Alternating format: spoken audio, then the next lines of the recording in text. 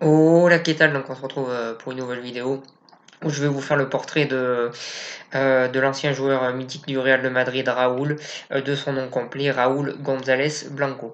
Voilà sur ça. Donc d'abord il est né à Madrid et il est né d'une famille qui était supportrice de l'Atlético de Madrid et lui aussi quand il était petit était un supporter de l'Atlético de Madrid. Il a commencé le football à 11 ans dans un petit club où il a enchaîné les performances de très très haut niveau. Donc ils ont très vite remarqué que ce joueur-là, il avait le niveau bien plus élevé qu'un petit club. Donc il a rapidement été récupéré et recruté par l'Atlético de Madrid à l'âge de 13 ans. Dès sa première saison, il a été très très impressionnant. Il a marqué énormément de buts. Il a gagné le championnat, son championnat avec cette équipe-là. Voilà, sur ça, ça commençait vraiment très bien pour lui. Il enchaînait les bonnes performances. Son équipe a fait une saison exceptionnelle, l'Atlético de Madrid à l'époque, et il a gagné son championnat. Au bout de 2 ans au centre de formation à l'Atlético de Madrid, l'Atlético de Madrid va, à la surprise générale, fermer son centre de formation. Donc du coup, il va être obligé de partir. Et bien sûr, le Real de Madrid va le récupérer. Et ensuite, au bout de 2 ans, 2 ans où il fait des très très bonnes performances chez les jeunes du Real de Madrid et également dans l'équipe réserve, il joue son premier match professionnel.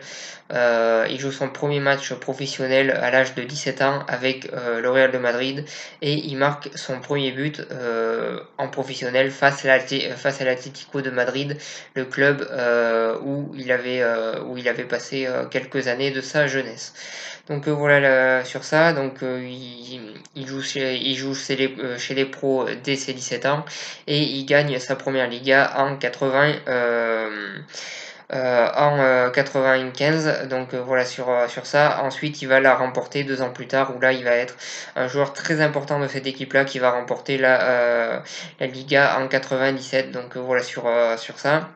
Ensuite, la saison 97-98 va être une saison très importante pour lui, où il va gagner sa première Ligue des Champions. Il faut savoir qu'à ce moment-là, le Real de Madrid ne l'avait pas gagné depuis 32 ans, donc c'est un moment historique. Ils l'ont gagné 1-0 en finale face à la Juventus sur un but de Milatovic. Mais Raoul a fait d'énormes performances dans cette compétition et a marqué pas mal de buts. Voilà sur ça. Et il va vivre aussi sa première Coupe du Monde en 98, où l'Espagne va être éliminée à la surprise générale au premier tour, mais où il va marquer son premier but en Coupe du Monde. Voilà sur ça. Ensuite, on passe à la saison 99-2000, où là aussi ça va être une saison très importante, où il va faire une très très bonne saison, où le Real va remporter une nouvelle Ligue des Champions en gagnant 3-0 face à Valencia en finale, et où Raoul va marquer un but mythique sur une contre-attaque. Voilà sur ça. Donc sa deuxième Ligue des Champions, en enchaînant encore une fois les bonnes performances. Et ensuite, il va jouer l'Euro 2000 où l'Espagne va être plutôt bonne mais va finir par se faire éliminer par une équipe de France qui à l'époque dominait le monde du football. Voilà sur ça, tout en faisant un bon match malgré tout la sélection espagnole face à l'équipe de France, même s'ils ont été éliminés. Voilà sur ça. Ensuite, la saison d'après, il va remporter sa troisième Liga avec le Real de Madrid en enchaînant les bonnes performances encore une fois et en faisant des performances très intéressantes. Ensuite, la saison 2001-2002, pareil, il enchaîne les bonnes performances, il marque pas mal de buts, il fait aussi pas mal de passes décisives, il enchaîne, comme je dis, encore une fois les bonnes performances. Et puis il remporte encore une fois cette troisième Ligue des Champions, où il marque un but. Où il marque un but en finale, même si tout le monde se rappelle plus du but de Zidane, à juste titre. Lui aussi a marqué un but dans cette finale de 2002 face au Bayern Leverkusen et a permis au Real de Madrid de s'imposer 2-1 face à cette équipe du Bayern Leverkusen. Voilà sur ça, il remporte sa troisième Ligue des Champions. Ensuite, il va jouer sa deuxième Coupe du Monde où l'Espagne va se faire éliminer Face à la Corée du Sud avec un arbitrage, où il y a eu énormément d'erreurs, d'arbitrage qui ont été en faveur des Coréens, donc ils vont être éliminés, à cause de ça. Donc, voilà sur ça, sur cette coupe du monde, 2002 pardon. Donc, voilà sur ça. Ensuite, la saison 2002-2003, ils vont encore une fois remporter la Liga, en faisant des très bonnes prestations. Et donc, voilà sur ça, encore une bonne saison pour lui. Ensuite, de 2003 à 2006, on est sur des années un peu plus compliquées. Le Real, c'est le Real des Galactiques durant ces 3 années-là avec lui forcément Raoul, avec Ronaldo le Brésilien, avec Zidane, avec Figo, Beckham, Roberto Carlos, Casillas, etc. J'en oublie beaucoup. Donc, voilà sur ça, avec une équipe de Galactiques. Durant 3 saisons, malheureusement, ça va pas marcher vu que le Real va remporter 0 trophée. Et donc ça va être des années compliquées pour le Real de Madrid et pour Raoul également, même s'il continue d'enchaîner les bonnes performances, il va remporter aucun trophée durant 3 ans. Donc, voilà sur ça. Et en sélection espagnole, ça va pas être mieux, vu que en 2004, l'Espagne est éliminée au premier tour de l'Euro. Et 2 ans plus tard, l'Espagne est éliminée en huitième de finale par la France.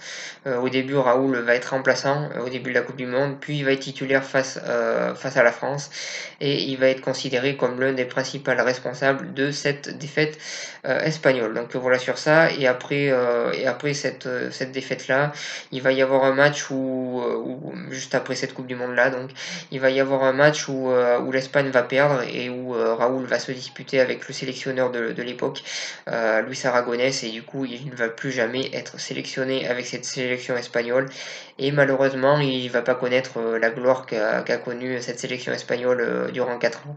Donc, voilà, finalement s'il y a quelque chose que Raoul peut regretter, c'est son passage en sélection espagnole où malheureusement il n'a rien remporté. C'est quand même assez triste quand on voit le niveau de ce joueur. Donc, voilà sur ça. Ensuite, de 2006 à 2008 avec le Real, il va avoir des bonnes prestations. Le Real va faire un doublé en Liga en remportant la Liga 2007 et 2008. Donc, voilà, c'est une bonne chose. Et Raoul va avoir des bonnes performances et va faire partie des artisans de ces victoires. Donc, voilà sur ça. Ensuite arrive la saison 2009-2010 où, où, euh, où Florentino Pérez est de retour au club. Il va faire un énorme recrutement avec Benzema, Kaka, Ronaldo, etc. Et Raoul va devenir remplaçant durant cette saison. Il va faire quelques bonnes rentrées.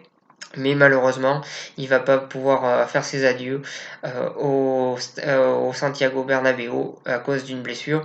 Donc, voilà, il part sans faire d'adieu, malheureusement à cause de cette blessure. Mais quand même, Raoul a passé 14 ans au Real de Madrid, a remporté énormément de trophées et un joueur mythique de ce club-là et un attaquant qui est gravé à jamais dans l'histoire du Real de Madrid.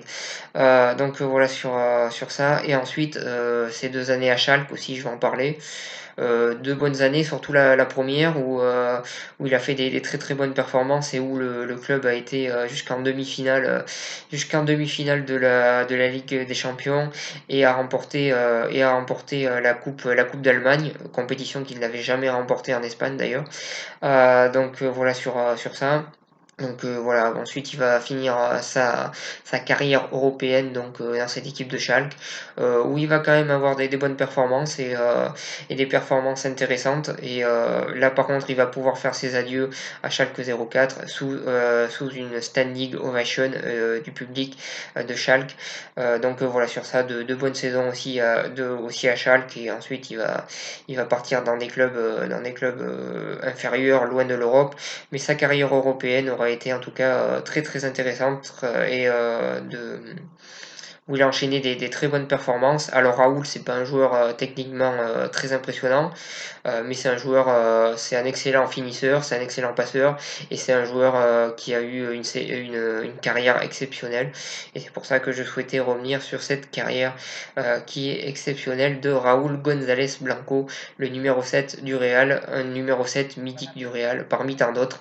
Donc voilà ce que j'avais à dire sur cette vidéo. Je vous remercie de m'avoir suivi et je vous souhaite une bonne continuation.